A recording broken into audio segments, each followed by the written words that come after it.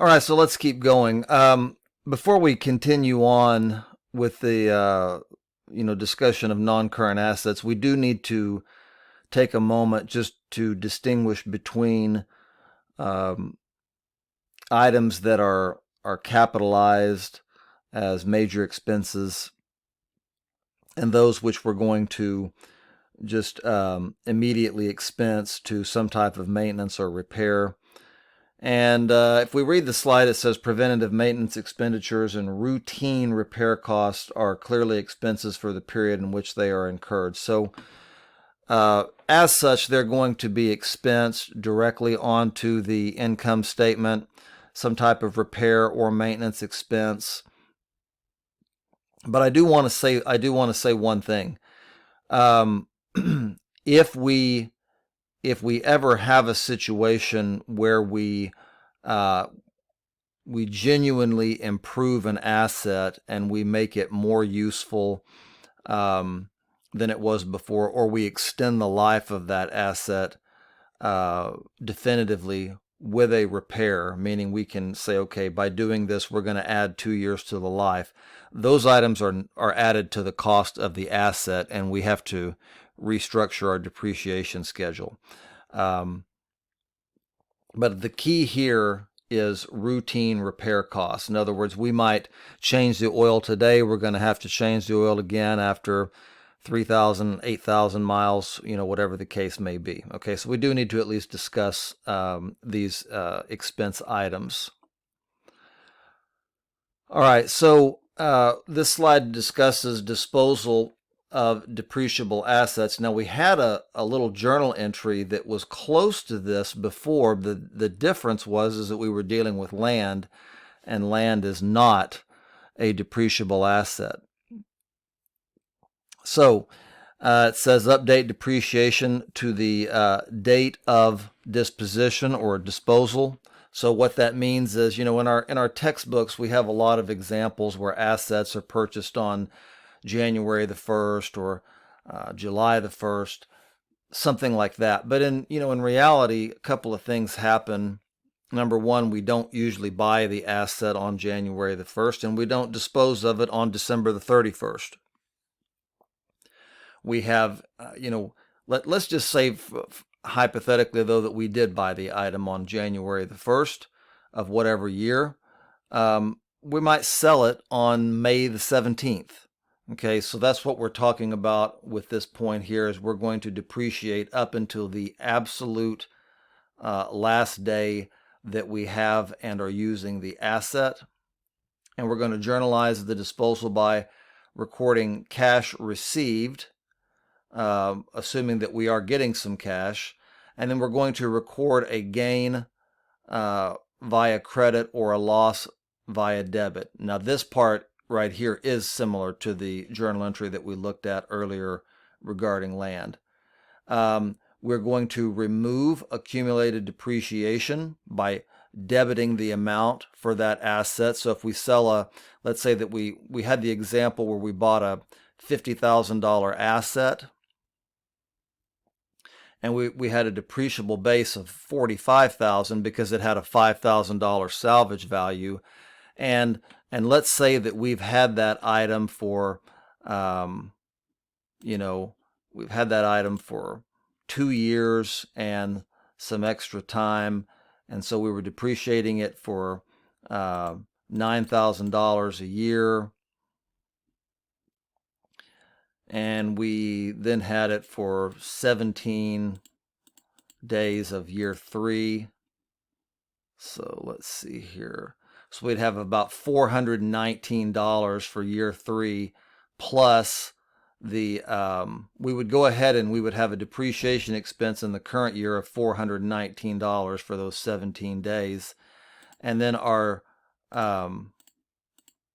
accumulated depreciation that we should have on the books that we're going to remove would be $18,419, $9,000 a year for the first 2 years plus the extra time. So I just wanted to kind of show you how that would work. And then we're going to remove the asset cost from the books, and that will be for the full purchase price. All right, so let's look here. Whoops, went a little too fast there. So when we do this, we're going to determine a gain or loss. It's quite simple. If our cash is greater than our net book value, we have a gain. If our cash is less than net book value, we have a loss. And then if the two numbers are equal, we have no gain or no loss. We're almost always going to have either a gain or a loss whenever we dispose of an asset. This third scenario here is extremely rare. Do want to discuss the concept of what is now referred to as finance leases. This slide is a bit outdated. We have two different types of leases. We have what's referred to as an operating lease and a finance lease, used to be referred to as a capital lease. And so when we are talking about an operating lease, we're saying, okay, a good example of this on kind of a personal level would be if you are renting an apartment, say for 1 year. You have a 1-year lease. Well, that apartment might be rented out over a period of 30 or 40 years. So your usage of that asset is minimal. So we just call that an operating lease. And whatever expenses we have, rent expense, whatever, that goes directly to the income statement. And quite honestly, that's the way you've learned about things like rent expense so far, is that it's just been an income statement item expense. The reality is a little bit more complex than that. The truth of the matter is that most leases are going to be capitalized just as if you owned the asset. So let's take a look at some criteria here. And again, this correct terminology is actually, should say, finance lease characteristics. And in order, and so what that means is if we have a finance lease, we have to take the value of that. We have to treat that as an asset, and we can depreciate it accordingly. So just food for thought. But we have some finance lease characteristics here, and we only have to meet one of these criteria. And this is important because if we have an operating lease, we see cash going out for that, and we have an income statement expense. But what we don't show is any type of asset and corresponding liability on the balance sheet. And so companies often want to have operating leases because they don't want to show that liability on the balance sheet. But most leases are going to be finance leases. And so we have some criteria here. It says if the ownership of the property is transferred to the leasee at the end of the lease, then it becomes a capital or finance lease. If at the end of the lease term, the person leasing the property can purchase it for a small amount, so it's say $100,000 asset, we're going to lease it for a long time, and then at the end, we have the opportunity to purchase it for $4,000 or $5,000. That would be considered a nominal purchase price under those circumstances. If the lease term is greater than or equal to 75% of the life of the asset, let's say that we have a 5-year lease on a piece of equipment that only has a 6-year total expected life. Well, that's about 83% life of the asset, so that would be a finance lease. And then we're not going to really get into present value, but if the present value of the lease payments is greater than or 90% of the fair value of the asset, then we have a finance lease. So if we have, let's say that the value of the asset is $100,000, maybe our total lease payments are going to be $120,000, but we're not making that $120,000 today. We're doing it over time. So the present value would be less than that $120,000 And but if it's at least 90%, then we would have a capital lease. Okay, so just be aware that these do exist and that most leases are capital/finance leases. These were referred to as capital leases when I was in school. And so I slip up a lot and call them capital leases, even though they've been called finance leases for a couple of years now. So let's talk about intangible assets. Our regular property, plant, and equipment are tangible assets with physical substance. Intangible assets they're also non-current assets, but they have no physical substance. It says that they often provide exclusive rights or privileges. We're going to get into some examples of that. It is often difficult to determine useful life, or let's say that useful life is often much, much longer. And it says usually acquired for operational use. If we're going to allocate the cost of the asset, it better be acquired for operational use. So let's take a look at that a little bit more. We have some examples here. Intangible assets are recorded at current cash equivalent cost, including purchase price, legal fees, and filing fees. So these components of cost basis are the same as what we would have essentially for tangible assets or physical assets. We have some examples here. Patents, copyrights, these are a couple we're going to focus on. Trademarks or trade names, Goodwill. Not so much the franchises and leasehold improvements, but we are going to focus on enough of these to give you a good introductory look at what intangible assets actually are and how we allocate those costs. So, intangible assets, we said that, property, plant, and equipment, we depreciate those. With intangible assets, we call that amortization. So if you have a loan from the bank, their asset is that loan with you, that note that you have issued to the bank, and they will amortize the value of that loan over the period of time that you're paying it back to them. And it says that the process is similar to straight line depreciation, and that is absolutely true. So we have some items here. The first one is a registered trademark, and that has unlimited life. A patent has a maximum life of 20 years, and a copyright has a life of the life of the artist plus 70 years. Now, we want to be careful here because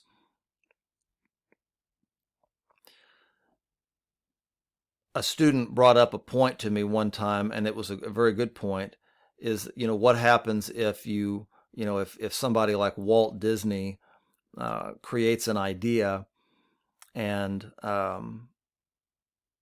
he dies in 1964 or whatever. What happens after the 70 years has passed and he's got this, came up with this great idea?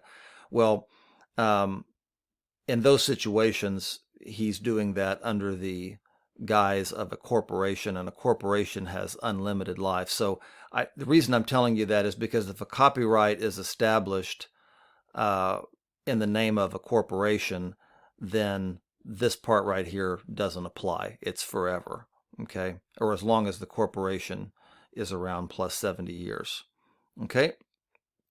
So we amortize using the straight line method, and it says we amortize over the legal life or the useful life, whichever is less. So I want to go back up here to the patent for a moment, and it says a patent can be amortized for a period of 20 years. That is the legal life. However, if the useful life is less than 20 years, say 10, then we're going to amortize over the 10 and not the 20. Okay, hopefully that makes sense. Goodwill, it says, occurs when one company buys another company. Only purchased goodwill, i.e. we're buying it from another company, is an intangible asset. And what we're talking about with goodwill is the amount by which the purchase price exceeds the fair market value of the net assets acquired. And we have an example here to help us out. One thing I will say about goodwill is, this, when we talk about goodwill, we think of that as like a personal attribute, something like that. That's not what we're talking about in accounting, okay? So we have an example here. It says Cruisers Incorporated paid $1 million to purchase all of James Company's assets and assumed liabilities of $100,000. The acquired assets were appraised at a fair value of $800,000. If we subtract the $100,000 of debt, then the fair value of the net assets equals $700,000, $800,000 minus the $100,000 in liabilities assumed. So, what amount of goodwill should be recorded on Cruiser, they're the purchaser here, on Cruiser Incorporated's books, A, B, C, or D? Well, I hope the answer is C, and it is, and it shows us how we got there. Fair market value of the assets, $800,000, minus the debt assumed, equals, so we really got $700,000 net value, but we paid $1 million. We have goodwill of $300,000. Why would we agree to a deal like this? Oftentimes, a business, especially an established business that's been around for a very, very long time, the value of that business will far exceed the value of, the property, say the building, the land, all of the assets that we use in the business. We total all of that up. It might come up to well under $800,000 even, and yet that business might still be a bargain at $1 million because it has a great reputation, wonderful employees, large and dedicated customer base, so on and so forth. So that's why businesses do this. Notice that goodwill is not amortized. Instead, it is tested annually for impairment. What we mean by that is just simply that if something happens to the name of the business for whatever reason, we may decide that that goodwill that we had that was valued at, say, $300,000 is now worthless, and so we can record that as an impairment loss. So if we think about a situation where, in the hometown where I grew up, we had an individual who had owned some grocery stores. They had been passed from the father to the son, and had a wonderful reputation. Then after the son decided he didn't want to run grocery stores anymore, he sold the stores. The purchaser had some goodwill, and then the son got involved in some stuff that damaged the grocery store chain's name. And the stores they changed the name, and I'm sure that they had an impairment loss that they recognized that impacted their income. Okay, so we do not amortize goodwill. All right, finally, natural resources. Natural resources are an asset, and we use a process called depletion. So so far we've had depreciation, amortization, and depletion. And depreciation is an expense that will hit the income statement.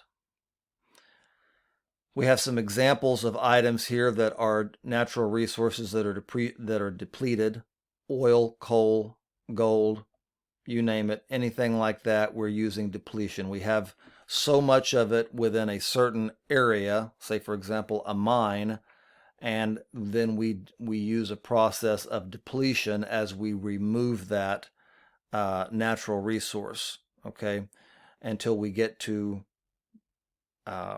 no more resources. We've depleted at that point everything, and we've expensed everything to the income statement. I've already told you this. Your textbook discusses the process of units of production, depreciation, and depletion is similar to that. For example, if we think that if we're mining iron ore and we think that we have 2 million tons of iron ore in this mine, and we're going to extract that over a period of, say, 4 years. Well, our depletion might be 500,000 tons per year. Okay, so it's similar to units of production in your textbook. All right, let's wrap this chapter up, and then we'll have some handout videos to test our knowledge of these concepts.